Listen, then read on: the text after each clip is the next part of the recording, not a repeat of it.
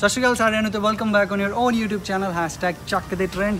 Last time guys ਤੁਸੀਂ ਸਾਨੂੰ ਸਾਡੀ ਰਾਇਲ ਇਨਫੀਲਡ 350X ਜਿਹੜੀ ਕਸਟਮਾਈਜ਼ ਕੀਤੀ ਹੋਈ ਸੀ ਸਾਡੇ ਪਿਨਾਕੀ ਸਰ ਨੇ, ਉਸ ਤੇ ਕਾਫੀ ਅੱਛੇ ਵਿਊਜ਼ ਦਿੱਤੇ, ਕਾਫੀ ਅੱਛੇ ਰਿਐਕਸ਼ਨ ਦਿੱਤਾ ਤੇ ਇਸੇ ਕਰਕੇ ਮੈਂ ਅੱਜ ਤੁਹਾਡੇ ਲਈ ਲੈ ਕੇ ਆਇਆ ਹਾਂ ਰਾਇਲ ਇਨਫੀਲਡ ਦੀ प्रीमियम ओनर ਦੇ ਨਾਲ premium bike royal Enfield Himalayan. देखेंगे इसके आज कंप्लीट रिव्यूज़, इसकी स्टोरीज़, इसके ट्रैवल राइड्स, एवरीथिंग। पहले देख लेते हैं इसके कुछ सिनेमैटिक शॉट्स और फिर करते हैं बात इसके ओनर से।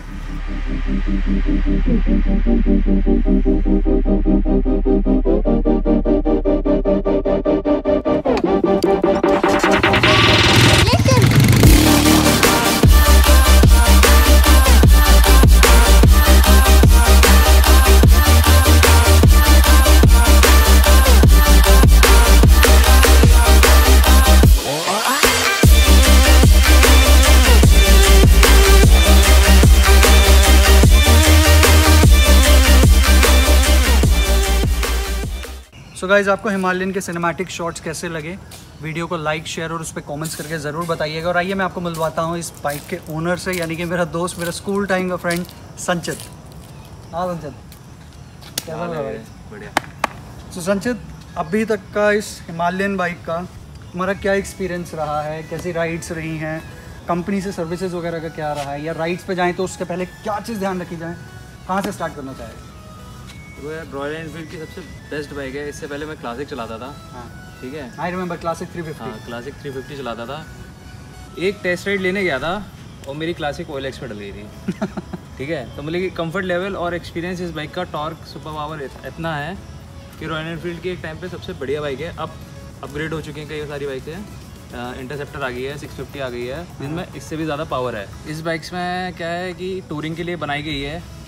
इंडिया की सबसे पहली टूरिंग बाइक है। ठीक है, जिसमें आप ऑफ रोडिंग भी कर सकते हो, लॉन्ग रूट्स को लोकल पे कहीं पे भी इसको यूज़ कर सकते हो, और इंडिया के रोड्स तो पता ही है। और गाइस, प्रैक्टिकली अगर मैं बात करूं तो मैं इस हिमालयन बाइक के जितने भी ओनर से मिला हूं ना, तो उनका कहना सिर्फ एक ही बात है, चाहे आप उसको 30 किलोमीटर की राइड पे लेके जाओ या 3 हफ्ते की लद्दाख राइड पे लेके जाओ, ये बाइक उतनी ही ईज़ की तरह चलेगी जितनी ईज़ की तरह सिटी में चलती है, उतनी ईज़ की तरह ये ऑफ रोडिंग और हिल्स पे और अपनी राइड्स वगैरह पे बहुत कम्फर्टेबल रहता है। तो संचित, अभी तक का हिमालयन का तेरे से अगर कहा जाए, पूछा जाए, तो अभी तक का सबसे बेस्ट एक्सपीरियंस क्या रहा है? किसी राइड का एक्सपीरियंस रहा है या कुछ आउट ऑफ द बॉक्स उन्हें कुछ बाइक को चलाते हुए या कुछ ऐसा एक्सपीरियंस किया हो? जो मेरी लॉन्ग राइड्स होती हैं वो एक नॉर्मल राइड की तरह नहीं होती है। हाँ, हर एक में एक अलग टाइप का एडवेंचर होता है। लेह लद्दाख करना अलग एडवेंचर है। बीच में कुछ ऐसे पास आते हैं जिसमें वन वे ही ट्रैफिक जा सकता है, जैसे कि जोजिला पास हो गया, दोनों तरफ बर्फ़ है, बीच में एक बार में या तो इस साइड का ट्रैफिक जाएगा या उस साइड का आएगा। ठीक है, वाटरी होता है, तो वो अलग एडवेंचर है। एक है मेरे सच पास का जो ट्रिप था वो अलग था। वर्ल्ड की सबसे डेडलीस्ट रोड है सच पास। और मेरे ख्याल आधे लोगों को तो यहाँ पर पता भी नहीं होगा कि ये जिस रोड की बात कर रहा है वो इंडिया में ही है। राइट। सच पास मतलब कि सब वर्ल्ड की टॉप में आती है, टॉप 5 में आती है डेडलीस्ट रोड। इंडिया की तो टॉप 1 है। ओके, ठीक है, उस पर मतलब कि इतने ब्यूटीफुल सीन्स मिलेंगे, वाटरफॉल्स मिलेंगे इतने बढ़िया बढ़िया, और जो सच पास का सर्किट है वो रियल एडवेंचर है। मतलब कि ऑक्सीजन लेवल कम हो जाएगी, बाइक स्लिप करने लगेगी, आपको सर्किट क्लोज करना है। ठीक है, लिमिटेड टाइम है।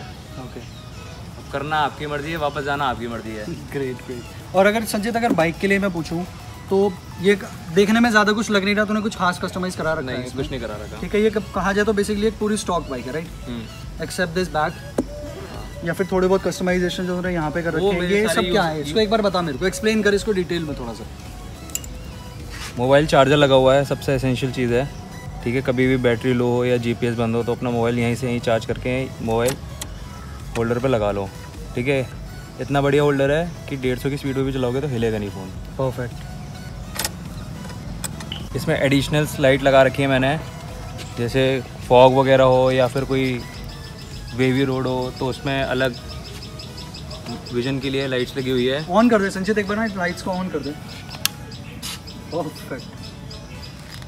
कहीं फ्लैश मारना हो। और आगे नाइट आई की एक बढ़िया LED लाइट लगी हुई है जो अब तक की बेस्ट इन मार्केट अवेलेबल है।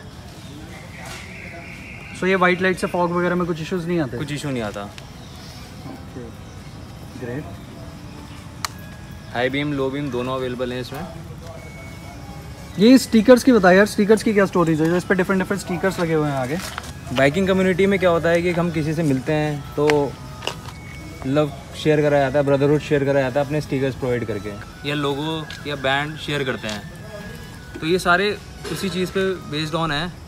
अब इतने सारे लोगों से मिलता हूँ मैं, सबके तो नहीं लग पाएंगे, बट जो पहले आ जाता है उसका लग जाता है बाइक पे। जैसे कि खारदुंगला का है हाईएस्ट मोटरेबल रोड इंडिया नहीं तो एशिया में भी हाईएस्ट ही है अभी भी। ओके ठीक है। बाकी ये क्रूसैडर ग्रुप है, रॉयल क्रूसैडर भानु दादा का, उस ग्रुप का है। ये आरपीएम ग्रुप का है। रॉयल एनफील्ड के तो 2-3 लगे हुए हैं। ये मेरे कस्टमाइज़ करे गए हैं अपनी बाइक को डेकोरेट करने के लिए भी। ये खारदुंगला जो कवर अप कर लेता है उसको मिलता है। स्टिकर की अलग खासियत है। एक दीपक गुप्ता सर हैं, उनने स्पेशली एक इनिशिएटिव लिया है कि बाइकर कम्युनिटी को रिस्पॉन्सिबल बनाए कि वो सेफली राइड करेंगे। अभी के अगर वेदर के अकॉर्डिंग अगर हम बात करें, जो इस टाइम का मौसम है या जो सिचुएशन चल रही है ये पैंडेमिक वाली, राइड्स वगैरह पे तो अब जाने लग गए हैं लोग, राइट? तो यार मैं देखो, मेरा कोई इसमें एडवाइस नहीं है क्योंकि मैं खुद ही नहीं जा रहा हूँ किसी कोई रोड ट्रिप पे या फिर कोई डेस्टिनेशन ट्रिप पे, क्योंकि सेफ भी है और सेफ नहीं भी है, दोनों चीज़ें हैं। ना मेडिसिन बनी है ना कुछ, तो कुछ प्रिडिक्ट नहीं कर सकते हैं। तो अभी इस सिचुएशन के बाद अगर कहीं का हम प्लान करें, हाँ, क्योंकि मेरे को तेरे साथ राइड पे जाना ही है। 2 वीडियोस में रॉयल एनफील्ड पे बना चुका हूँ। दैट मीन्स गाइस आप लोग भी समझ चुके होंगे कि नेक्स्ट वीडियो अगर इन बाइक्स के बाद अगर कोई आएगी, वो एक 100% किसी न किसी ट्रैक और राइड्स की ही आएगी।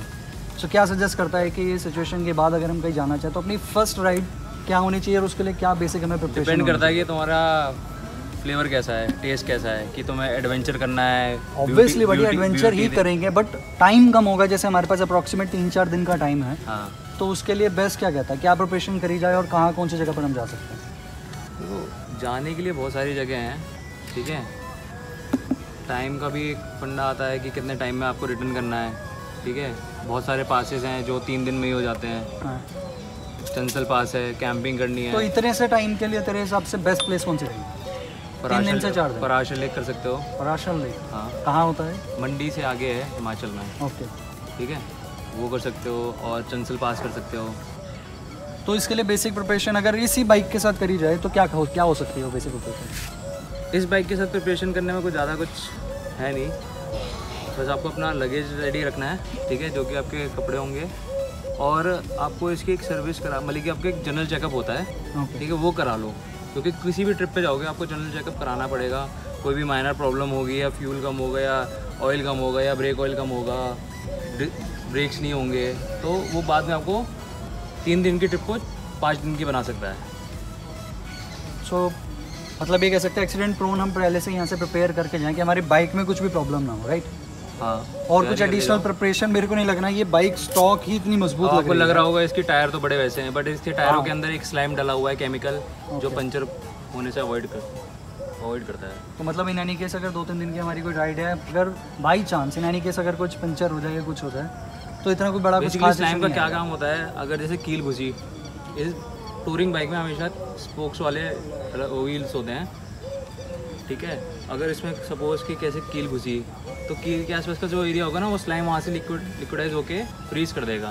ओके। तो जो हवा निकल रही होगी वो बंद हो जाएगी तुरंत। सो संचित, ये सारे तो ऑलमोस्ट मेरे को सारे इसके पॉजिटिव ही पॉइंट्स लगे, क्योंकि मुझे अभी तक बाइक देख के भी और जो मैंने अभी राइड लिया है उसके अलावा मुझे लग नहीं रहा कि इसमें कुछ नेगेटिव पॉइंट होगा। बट यार तुमने इतनी सारी राइड्स करी हैं, ट्रैक्स पे भी बहुत गया है, तो तेरे हिसाब से अगर तेरे को लगता है कि जो बाइक में कुछ ऐसी कमी है जो अच्छी हो सकती है जिसके बाद ये बाइक और ज़्यादा प्रीमियम हो जाएगी, कुछ है सर? फिर मशीन है, कभी भी ख़राब हो सकती है। हाँ। और मेरे साथ तो कई बार हुआ है, ठीक है।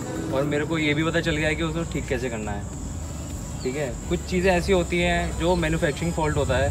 हाँ, ऐसा कोई मैन्युफैक्चरिंग फॉल्ट भी है इसमें? हाँ, इसका जो हैंडल का कोन सेट होता है, ओके, कोन सेट में डस्ट पार्टिकल्स और वाटर का इकट्ठा होने से जो इसकी सॉफ्टनेस है, स्मूथनेस है, हाँ, उसमें इफेक्ट पड़ता है।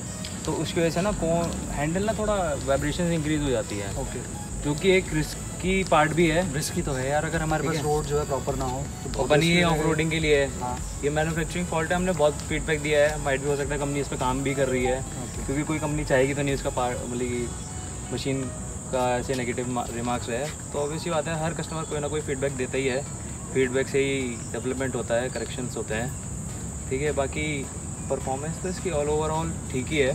सो रॉयल एनफील्ड जैसे कहती है कि ये उनकी एक प्रीमियम बाइक है। हाँ। और इनका एक प्रीमियम रेंज ऑफ कस्टमर्स है, जो कि लोग जो सिर्फ और सिर्फ राइड्स पे जाते हैं वही इसको लेते हैं। क्या इसका कुछ बेनिफिशियल तुम्हें सर्विसेज वगैरह में या वैसे कुछ मिलता है इन एनी केस अगर तुम राइड्स पे कहीं फंस जाओ? ये बाइक रॉयल एनफील्ड की क्लासिक से महंगी तो है, हाँ। लेकिन मेंटेनेंस सस्ती है। अच्छा। ठीक है, क्लासिक की सर्विस कराने जाओ ऑन एन एवरेज 2500-3000 रुपये लग जाते हैं, ओके। क्योंकि उसमें मोबिल ऑयल भी बहुत ज़्यादा डलता है, ठीक है, 3 लीटर अप्रॉक्सीमेटली डलता है। इसमें वो सारी चीज़ें नहीं है, उसमें कम है, और इसका किलोमीटर रन भी ज़्यादा है। सर्विस कराने का होता है कि हाँ आपको क्लासिक 350 आपको 3500 किलोमीटर या 5000 किलोमीटर पर करानी है, इसकी सर्विस करानी होती है 10,000 किलोमीटर पे। ग्रेट।